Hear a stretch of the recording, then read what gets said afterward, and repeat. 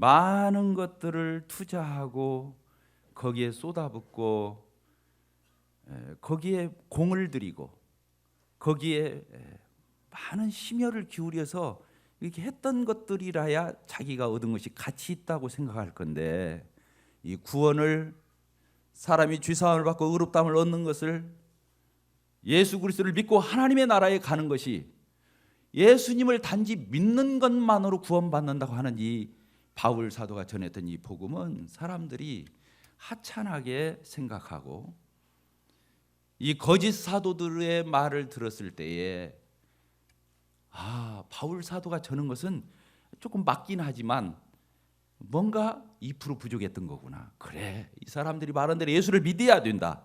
그러나 거기에 할례도 받아야 되고 율법도 지켜야 되고 달과 절기로 음식을 먹는 것도 가려서 먹어야 역시 구원이 정확하게 되고 확고하게 되고 그 구원이 유지되고 보존되겠구나라고 하는 생각을 갈라디아 교회 성도들이 가졌다고 하는 것은 그렇게 이해하는데 어려운 일이 아닌 것입니다. 그렇지 않겠어요?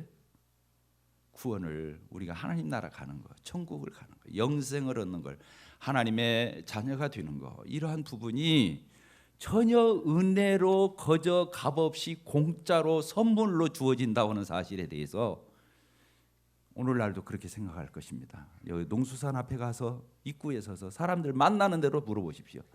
천국을 예수님만 믿으면 가겠습니까? 아니면 예수를 믿는다고 하지만 어떤 종교를 갖든 간에 선하게 살고 착하게 살고 좋은 일 많이 하고 도덕윤리적으로 훌륭하고 성인군자가 되고 이렇게 할 때 가겠습니까? 라고 물어봤을 때 누가 예수만 믿으면 천국 갈 수 있다라는 말에 동의를 할 수 있겠습니까?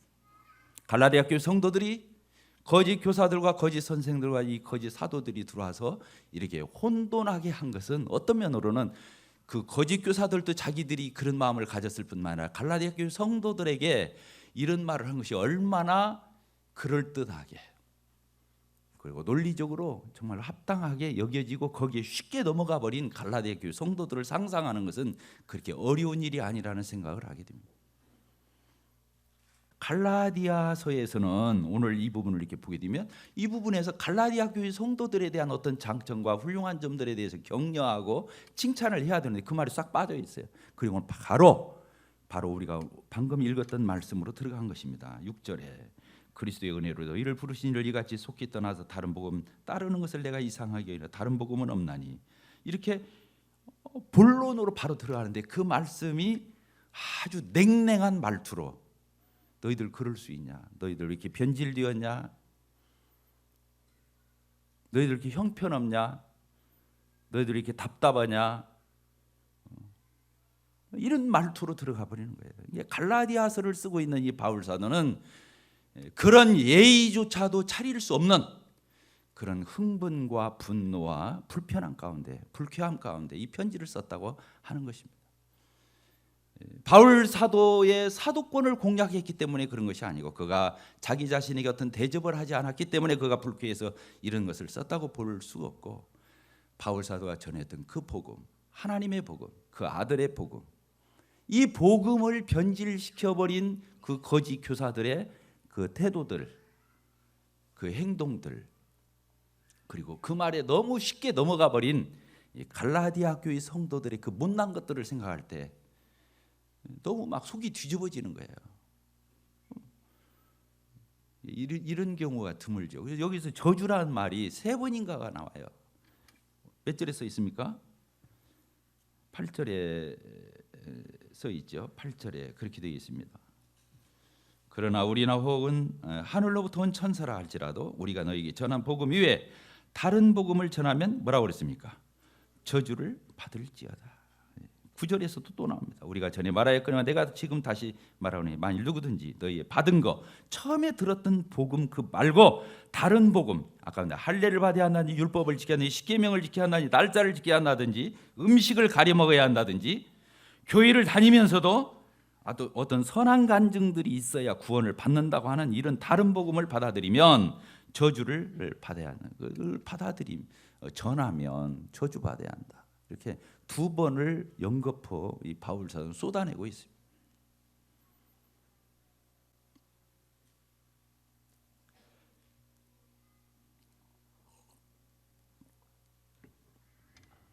저도요. 저한테 조금 소원하게 하는 것은 그냥 약간 속은 불편하고 뭐 좀 이렇게 유쾌할 일은 없지만 별거 없어요. 근데 하나님 앞에서 교육 가운데서 함부로 할 적에는 정말로 못 견딜 마음이 생겨요.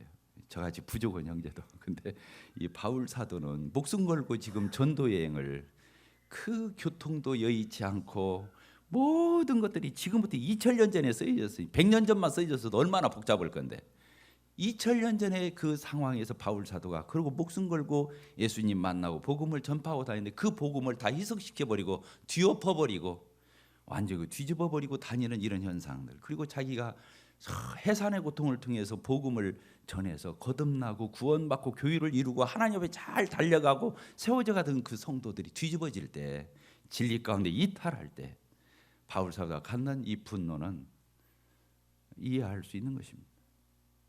우리는 무엇 때문에 불편해합니까? 불쾌해합니까? 분노합니까?